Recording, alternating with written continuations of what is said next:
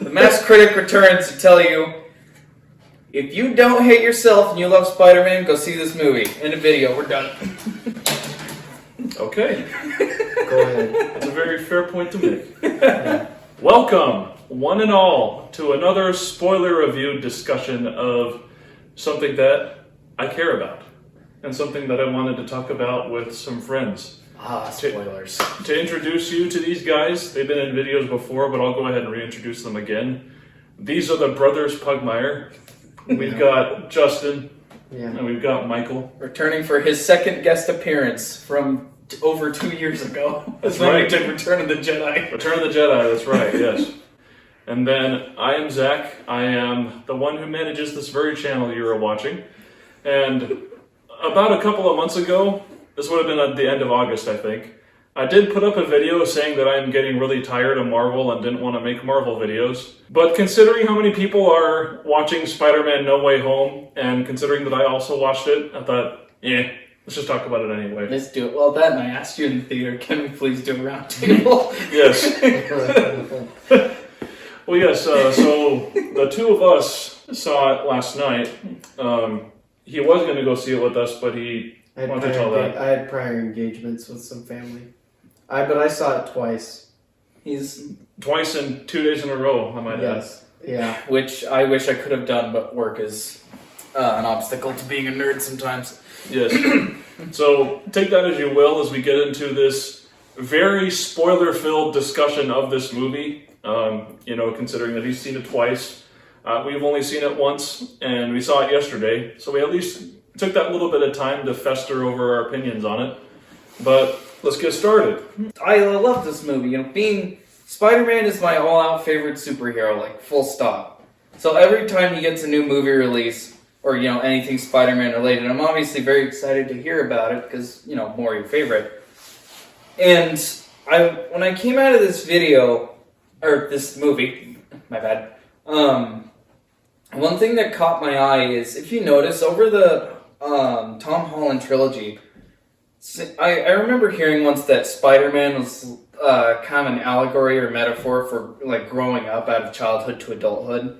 And you can see that where Spider-Man Homecoming, he starts off very small, he wants to grow up super fast, and once he actually gets a taste of being an adult or Avenger, then he immediately gets away from it because being an adult is terrifying, right where I am. And then in this movie, he starts taking that step into adulthood where Tony Stark's gone. He made a horrific mistake trusting Mysterio, and that came back to bite him. It is blown up in his face, and now he's gonna have to manage the fallout of that, and trying to make up for it in going to Doctor Strange. Yo, can you help me pull off one more day, but better than the comics did? That blows up in his face too, and the whole movie is him trying to correct his mistakes, which is, responsibility. That's maturity and growing up, and that's Spider-Man. That this movie, like the whole, what's the word I'm looking for? Premise for this movie is what Spider-Man's all about. You made a terrible mistake. Now you need to be responsible and mature. How are you going to fix it? So the whole movie hit me with that. That's one thing that stood out to me is he is now growing up. Remember when we first met Tom Holland's Spidey, and everyone called him Iron Man Jr.? We made the Tobey Maguire joke, look a little Iron Man Jr., you gonna cry? Which, very funny joke. It wasn't mine, so that's why I'm gonna say that. But I think his character arc, across this trilogy has been stepping out of that, which I love to see because, I just turned 20 this year, so I'm out of high school for a couple of years. It resonates home with me because that is my current stage of life. So that's one reason it stood out to me. What about you guys? I did enjoy this movie overall. I didn't love it for reasons I'll probably get into, but I'm grateful that you brought that up because I think one of the strongest aspects of this movie is the fact that it is so focused on Tom Holland's progression as a character. Like you said, the previous movies, he's been trying to grow into his role as Spider-Man, in the world that he's in. But it's also, I also noticed something in this movie in particular that this whole trilogy, in a sense, is kind of like an origin story for Spider-Man and other canons of the universe that, of course, converge in this movie. The first movie in those series is all about the origin story of Spider-Man. Whereas with this, in Homecoming, it just kind of dropped us into Peter Parker's life as a high schooler. He's already become Spider-Man at this point. He's like 6-something months into it. He's 15 at the time of Homecoming. Right, yeah. But fast forward to now, he's a young adult, and he's looking more like the age that Tom Holland actually is. And so I think they lean into that a lot more in exploring his venture into adulthood with having to make those mistakes, like you're saying, but then learning how to rectify it. And I like the fact, too, that it culminates in the way it does in the ending, which I'm sure we'll get to, but it really comes to a really nice conclusion for the choices that he makes in realizing who he is, what his responsibilities are, going back to the whole power comes responsibility thing. And also, I really like that the direction they take with the villains, in that he's ultimately trying to do the Spider-Man thing, which isn't kill them, but try to find a way to go against that and see if he can rehabilitate them in a way. Yeah, because Spider-Man, I'm going off my knowledge of the 616, the main comics continuity. The only person, I think he's only killed one person, that was Charlemagne. And even that was a total accident because he thought he had to fight. He thought it was Wolverine because he was fighting him. It's a long story. But even so, that mistake, he spent nights without sleep because he was so haunted over that choice. So he never wants to kill people because, he's made terrible mistakes. He's responsible for the death of his uncle, who's at this point just, essentially his dad. Uncle Ben is his dad. And Pete recognizes, okay, you have made terrible choices, so have I. So it's more so if I had to take a guess at his mentality as a crime fighter, it's protect the innocent, not punish the guilty. If I had to take my guess as the way he views himself as a hero, that's it. I'm here to spread goodness and help people out of doing bad stuff, not just beat the heck out of you because you did bad stuff.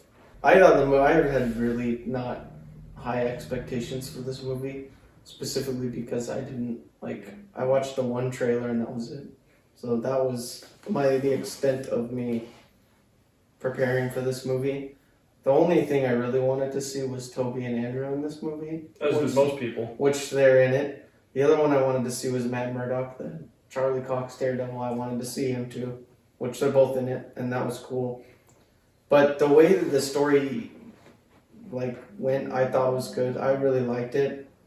I liked that he tried to rehabilitate the villains. I thought that Andrew Garfield was probably the best Spider-Man out of all of them, out of the three of them.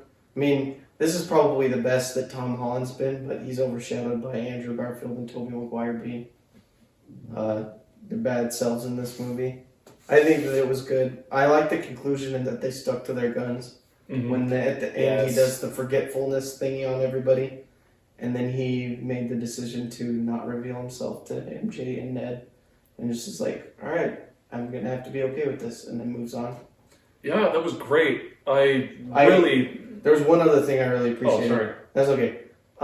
That he moves away from the techie suits. The last suit that he wears is regular sewn Peter Parker made without a bunch of Stark technology in it, no AI. It's just him, which I appreciate because that's been something that this universe's Peter Parker has relied on a lot, is technology.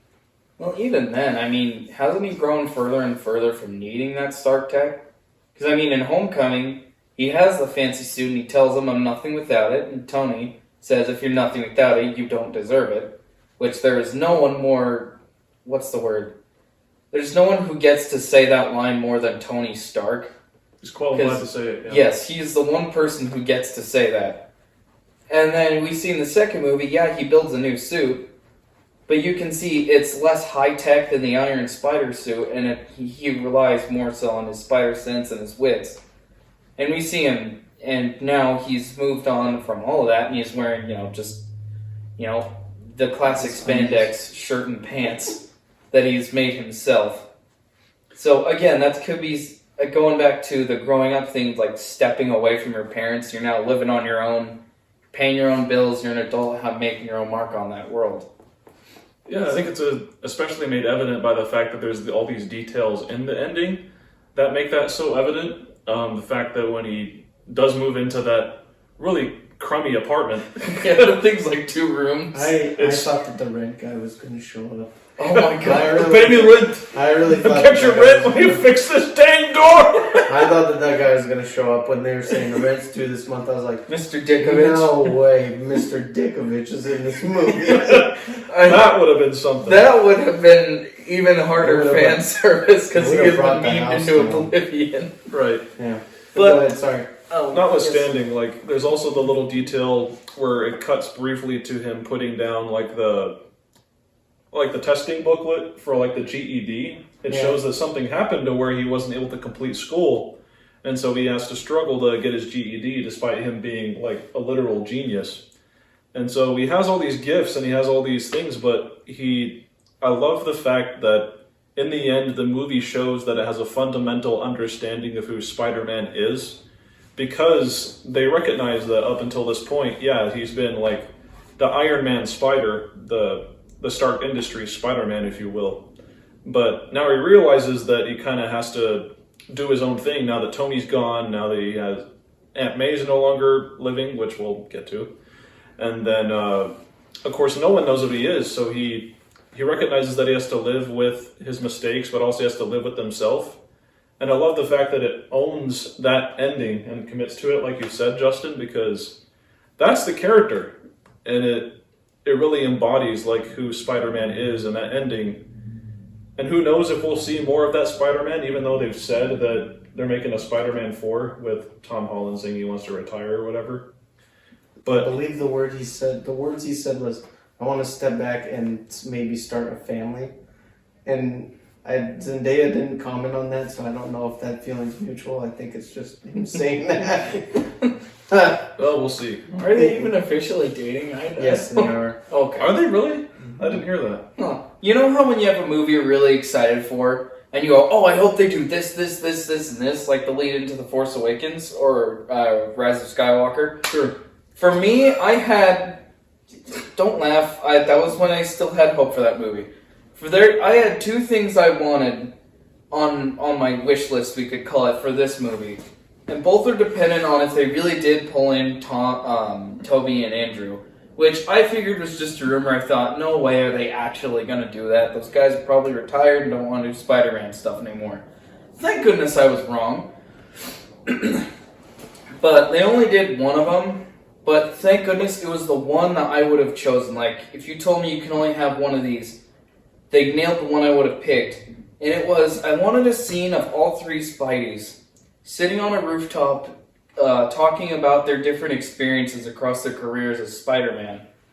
And compare some of the mistakes they've made. So Toby talked about how I got really prideful and arrogant and alienated my fiancé and drove my best friend to try and kill me. And Andrew would chime in, well, I broke a promise to a dying man. Doing that ended up costing me the love of my life. And Tom says, well, you saw, I just revealed my secret identity, and, now my friends and family are all totally screwed just by association. Because Spider-Man, one of the points that people loved him so instantly, like, he was an overnight smash success. He had an animated TV show 4 years after he was initially introduced, and he didn't get his own comic line until a year after he was introduced. This was lightning in a bottle. And the reason that he struck so hard with people, if you ask me, is because he is us. He's flawed and imperfect. Sometimes he makes bad choices, obviously, but he does so with the best of intentions. Like, Tom thought that Mysterio was a good guy who was here to save the world, and clearly that didn't work out. He made what he thought was the right decision, that didn't work out, and now he tries to clean it up, and I love that. This is, because speaking for myself, I have a problem where I'm like really overly hard on myself, like beyond to the point of being reasonable. And so the part where Tom is telling them, dude, you guys don't get it. I just ruined my life and got my aunt killed. And they tell him, dude, we're probably the few people who do understand what that's like. And that part where they connect with each other and they compare their mistakes and how they had to move past them, that was a part I loved, and that's what I wanted to see, is them being human, because, that's Spider-Man. He's another one of us. And that was the part that made it in, thank goodness. And the other part, sorry I'm rambling so long, but the other part I loved is when they're on the Statue of Liberty, right before the villains show up, and one of them turns, wait, so you really don't need web shooters? Yeah, I couldn't tell you how or why, but I got to just webs out of my wrists. I didn't need an extra gadget. Oh, that's weird. Well, I mean, all of me is weird. I thought a alien made a black slime. I haven't thought a big purple alien guy here and in space. Did you just say you went to space? Well, now I feel kind of lame. I never got to go to space at all. Like that part of the Peter Parkers just talking back and forth and being the nerds that they are. Because, yeah, Peter's a nerd. And getting to see that, getting to see him just goof off and seeing these guys bounce off of each other, that was pretty fun to see, for me. Mm-hmm. And I think you mentioned this in the theater. They didn't try to pretend like these guys were all high school, college age. Like, Tobey Maguire at this point, he's like 46 or 47, isn't he? He's something like that. Like, he's starting to get just a little old, and they said, yeah, I've seen a couple of years of Spider-Man, and Andrew needs to help him pop his back so that he can be in top fighting shape. Yes. And then, of course, Andrew Garfield, too. It's clear that the iteration of his Peter Parker we're seeing is post-Gwen, post-Rhino, and who knows how long after that. Yeah, he says that he got really bitter and angry and he stopped pulling his punches as much. So, if I had to take my guess, he went kind of the Last Stand route, which, in case you don't know, that was a possible future Madam Web showed Peter Parker where Peter at one point really flew off the deep end and killed Doc Ock and kind of had a Injustice Superman moment. Where it was, well, he's never going to be bothering anyone again, so why haven't I been doing this and just went around killing everyone? And then the NYPD showed up and he ended up fighting all of them and he ended up dying in Uncle Ben's graveyard because he just got so angry and bitter. So I don't think I don't recall it ever being outright stated, but just kind of subtly implied that that's kind of where he was headed. And when he got to save MJ falling off, you see him start to tear up, and this is entirely my own speculation. That was when he got back home, he started lighting back up, because he realized that no, there are other Spider-Men who have it just as bad as I am, but they haven't thrown in the towel yet. Neither should I. And maybe saving MJ was his way of like forgiving himself for failing to save Gwen. So my headcanon is he started to lighten back up and be his old self. So, yeah. I'm sorry for rambling so long. I was really excited for this and really wanted to talk about the movie. No, that's fair. And I think you already touched on a lot of things that we already could have said, but that's totally okay. But I do think that there's a lot of gratification to be had in the way that they depicted them in the movie. Rather than just, being glorified cameos or them being in the whole entire movie. I think the amount of time that they did spend in the movie was appropriate, that they kind of saved them for the third act. And that they were there, of course they were there for fan service. I mean, that's completely undeniable. But they were also there to kind of help Tom Holland's Peter have a little bit of a self-reflective moment in that scene you're talking about on the rooftop. But I also just got so much fun about all of them bantering. I probably could have watched 2 hours of them bantering. Part of me wishes that's what the movie was. There's a part of me, yeah. But I also appreciated that amount. Like, it wasn't too much, but it wasn't too little. So I got just enough that made me wanting more, but I was satisfied with what we got.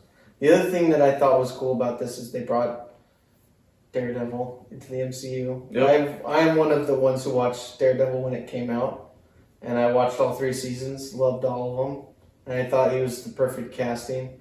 So with Hawkeye, by the way, if you haven't seen Hawkeye episode 5 in Europe, like you said, if you sleep through your fire alarm, this is another spoiler for Hawkeye. But they brought in Vincent D'Onofrio and Charlie Cox, who are Daredevil and Kingpin respectively. Oh, I might watch that show now. And I'm very happy they did, because both of them are really good casting choices, and I would love to watch Tom Holland's Spider-Man face off against Kingpin with Daredevil. It'd be awesome. That'd be dope. It'd be cool, but I don't know if they're actually going to do that. That would be too much fan service, I think, but it would be cool. I think they've already reached the apex with this movie. It's like with Endgame, to where it's, or something like Super Smash Bros. Ultimate. It's like you get to such a peak that it's like, well, how do you top that? Yeah. And so I think Spider-Man and Daredevil, collaborating together on a mission or whatever, I think that it's happened before. Fine. That would be cool. I would definitely watch it. It would be cool to see. I would watch that movie. Personally, I want to see this Spider-Man meet Shang-Chi, because they've teamed up a few times, and also Shang trained him in hand-to-hand combat in the comics. And they kind of did the Spider-Man's jokey one, and Shang-Chi is like the serious one, so I'd love to see him bouncing off of each other like that. Mm-hmm. I would totally watch that. Karate Kid, but with Spider-Man. Here's where I do have some issues, in that I mentioned earlier that I do like the fact that, they have the villains there for a purpose of, Tom Holland being able to... Well, let me back up a bit. So, in the movie, basically the conflict, if you will, I don't really think it's... Yeah, in a way. I don't really think it's set up well enough to be like a plot that carries a whole movie.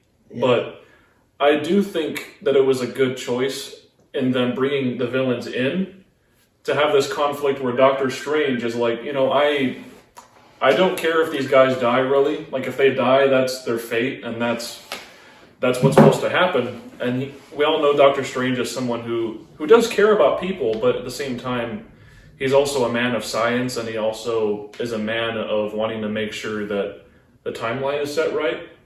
Where Peter Parker, not saying that Doctor Strange doesn't have morals, but Spider-Man in a way is almost constricted by his morals, in the sense that his choices are basically defined by him.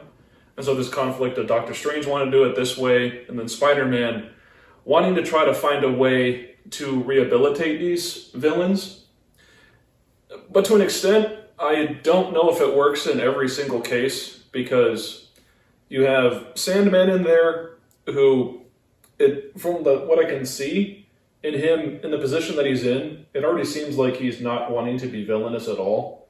He's basically only villainous because he's like, hey, you're not my Peter Parker. Yeah. Even then, they straight up said, wait, you're not my Peter, but you're clearly Spider-Man, so I'm willing to work alongside you. Like, why was Sandman considered a bad guy in this movie? Yeah, and he just awkwardly stands around. It's weird. He does. Him and Lizard.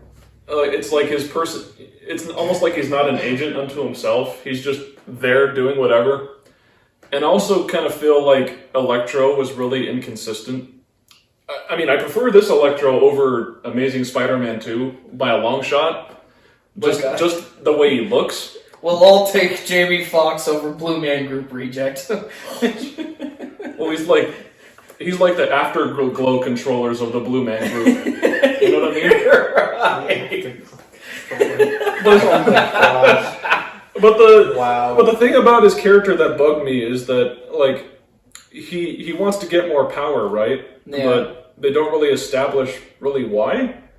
And also, at least from what I can tell, and on top of that, it seems like his personality is really inconsistent with how he was in Amazing Spider-Man 2, where he really was like the geekiest dork of the geekiest dorks. And here he's looking really fresh. He's basically just Jamie Foxx in a costume, and that's his personality. I mean, to be fair, they did say that was him, like, right before he got exploded, so maybe he's had a confidence boost from becoming Lightning personified, and also it did fix his teeth somehow. Well, even then, the like electric eels did it. Right, It's part of Amazing Spider-Man 2. Yeah, I saw that. I'm like, how does electricity fix your teeth? Why haven't I been sticking pennies into the AC slot instead of going to an orthodontist? Yeah. Let's not get into that movie. That's Yeah. But- It's a steaming pile of weird mess. Anyway, continue. well, I don't want to command the conversation, but I don't think those villains work in this movie. I do like the inclusion of Doc Ock, and especially Willem Dafoe's Green Goblin. Oh my gosh. And Lizard. What's he doing in this movie? Yeah. Nothing. Kid just sits in the back of a truck, not even handcuffed. He's just kicking back there like they probably like set up a laptop and he gets to watch Netflix while they're tinkering doing science up there. Yeah, probably. I He literally serves more of a purpose in it anyway, his movie than this one. Yeah. There were those three that I was like, what are you doing? Like, they didn't really serve purposes for the movie, I guess. But Willem Dafoe actually did his fight scenes. According to his interview, he did all the fight scenes. He was like, if I'm going to come in, I don't want to be CGI, and I'm going to be in doing all the fight scenes. And I'm like, okay. Also, can we acknowledge that the last time he got to be Green Goblin on screen was 19, almost 20 years ago, and he nails it still to this day? Who's Willem Dafoe? Well, yeah, but He's a pro. He also looks the same. how does He that hasn't aged in 20 years. He probably did some kind of CGI touch-up I'm for his, sure, for but- his face, like with Samuel L. Jackson, but in Captain Marvel. He doesn't look too bad. Yeah, he still looks good. Alfred Molina, on the other hand, they did the CGI touch-up on him. I was like, what? A little bit more obvious for him. But, Yeah. But he was great, though. I liked yeah. him, though. Oh my gosh, that was a moment that I loved watching when Peter hacks his tentacles and he's like, the heck is this crap? Don't listen to him. Listen to me. And Pete's just like, bud, I got control until you learn to chill. And he like wraps him up in his own tentacle and like hoists him on his back to walk away. Well, I don't think he hoisted him on his back, but my point is, Peter just so casually styling on people in this movie is something that I love. Because he pulls out his brain. Like, remember, he ties up Doctor Strange and imprisons him in the mirror dimension entirely through his knowledge of physics and geometry. Yeah. That's another thing. I do really like that action scene in particular. And most people I've talked to have. And I really like that one because it felt creative. Like, the Doctor Strange visuals in, like, the Doctor Strange film are really creative just because there's a whole bunch of different stuff going on in the mirror dimension. And this takes that even further with Doctor Strange trying to use the mirror in dimension in such a way to where he can trap Peter. But I like the fact that Peter Parker realistically was able to use his wits and his love for math to be able to get He's the best a of nerd. it. The nerds will rule the world. And it was a good fight scene for that reason. But I don't know, I didn't really care much about the other fight scenes, I guess. And to make one more comment on that, remember when Infinity War came out and everyone said that Iron Man, Thor, and Doctor Strange are the only people who packed enough firepower to actually do something? Like, I don't quite remember that, but okay. well, there were people saying Doctor Strange, Iron Man, and Thor were the only ones who actually did stuff because everyone else just wasn't strong enough. And I love that despite being one of the powerhouses, and I put that in quotes because he never really strikes me as the big tank member of any given team, Peter still defeated Doctor Strange through just the simplest means of, oh, wait a minute, that's moving that way, that's moving that way, this is science, this is math, this is right up my alley. And he's just, it felt realistic. I didn't feel like they overpowered Peter at all in his winning. That felt like something he could feasibly pull off.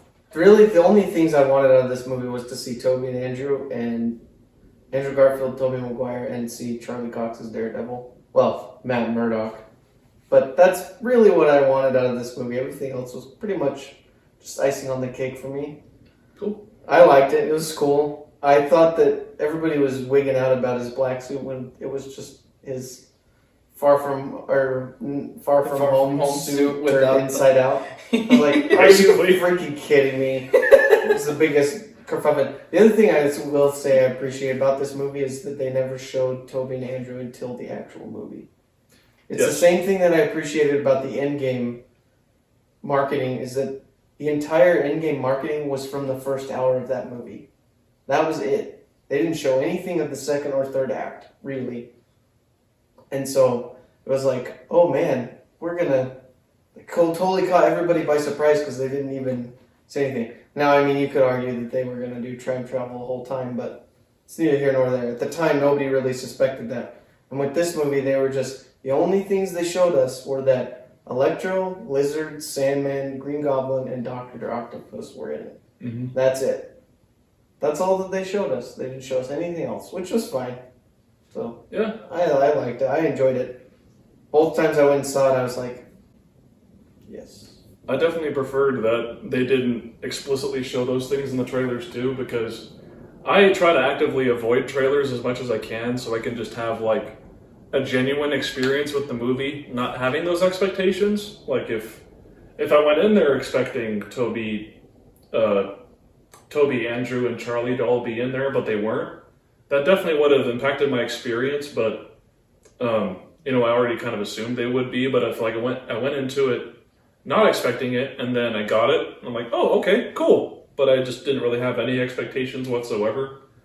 I was just going to watch the movie that they gave me, and I definitely think compared to so many other of the Marvel things that have come out this year, it is on the much more satisfying end of the spectrum. Definitely the best one out of Phase 4 so far. Probably, yeah. Yeah. I think the argument for that, yeah. I think as a standalone movie with like a point A to point B story, I think Shang-Chi is probably the better one. But I think just as a fan, I think if you're a fan of Spider-Man or whatever, this one probably works better.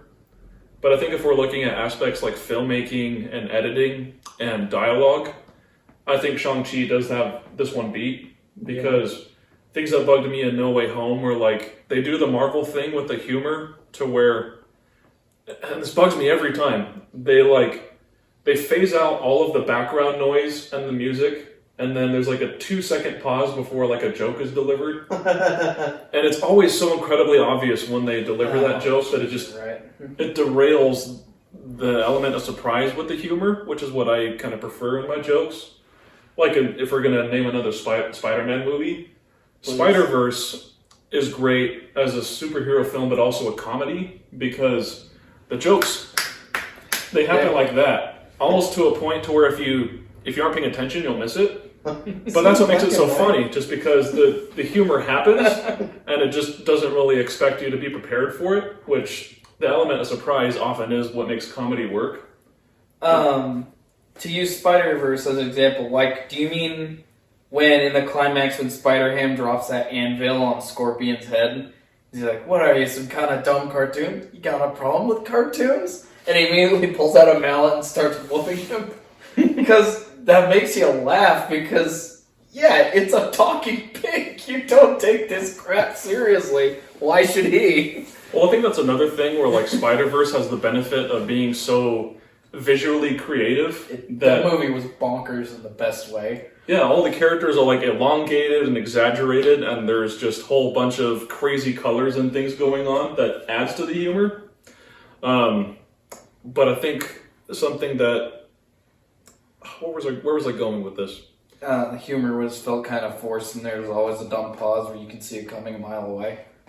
Yeah, for sure. Your humor sense is tingling.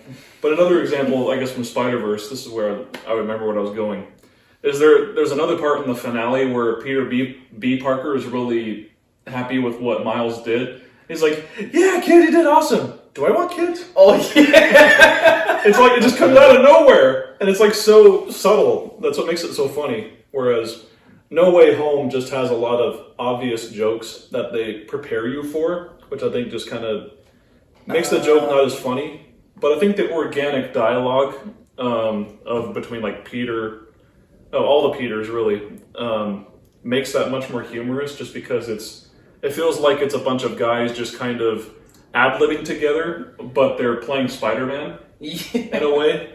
So the humor felt a lot more fresh there, but that's neither here nor there, I guess. I do like this movie. I don't know if I could really pin it down to like a grade or a numerical value, just because it is such a weird amalgamation of so many different kind of things that go into a movie.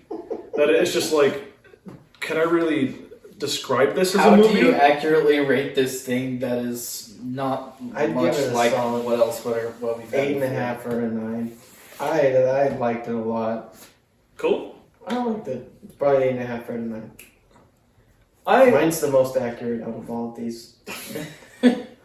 All right, course. you don't have to come back to my channel again. I can take your I'm just spot, kidding. Justin. I'm just kidding. I know. I have a much more flexible schedule. I can easily replace you if you want to get fired. You're on fire. You're fired.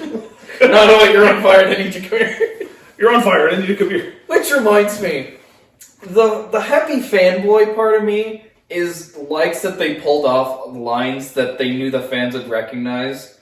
Like when Doc Ock's holding the arc reactor, he's like, the power of the sun in the palm of my hand. Or when Tom is all, I know science, I could probably whip up some cures. I can help you. I'm something of a scientist myself. Like, I know you said you don't like memes in your dialogue, but No, for I don't. me, just being the doofus fanboy that I normally am watching movies for the first time, I felt like the meme of Leonardo DiCaprio where he has the drink in his hand and he leans forward like, hey, I recognize that. Like, I know you. The one that got me the most was, I'm something of a scientist myself. See, like, it's funny, but it's only funny because people It's on the nose. have made it a lot. It's on the nose to a point where it's almost a little nauseating. it's like Thor playing Fortnite. Oh my Yeah, gosh, you know? don't remind me of that, please. Yeah. Well, technically that was Korg playing it, not Thor, but... But you know, Oh, he was sitting there. Yeah. Yeah. I see the point you're trying to make. It's just, with me, the first time I'll always watch a new movie, I'll just turn my brain off and I'll just sit and watch it and I won't try to break it down. So for me, in just happy fanboy enjoyment mode, we can call it, I liked that because I can tell this movie is a love letter to Spider-Man the character. It felt like And Spider-Man fans. and to the fans, because why would they put that line in there if they knew the fans wouldn't care?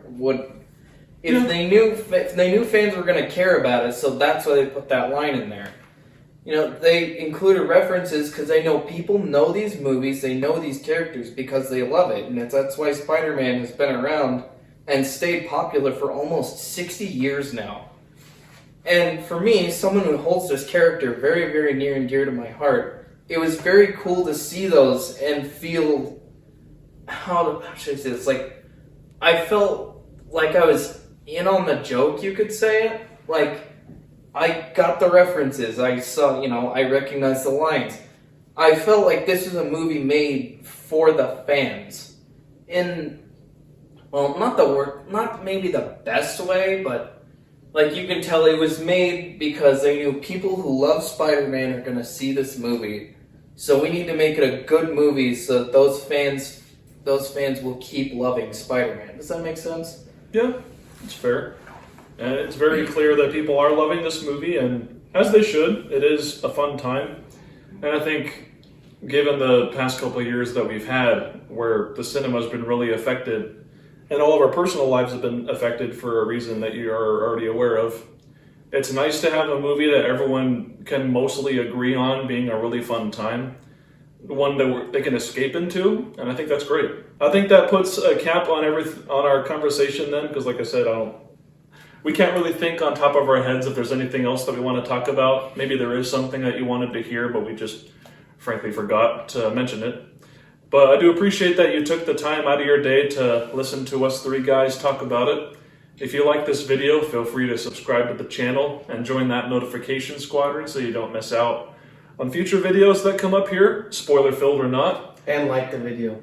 Please The do. one thing you forgot. Oh yeah, I never Like, did. comment, and subscribe. Praise the algorithm! Like, comment, and subscribe for more dope content from Culture More Talk. dope content. For more tank memes from Culture Talk. Merry Christmas, everybody. End the video. Right? This 9 out of 10 experience. That would be my rating for it. 9 out of 10. I just realized I never End it. gave it a number. Kill it. So, Let the video die. Kill it if you have to. Merry Christmas. Merry Christmas, everyone.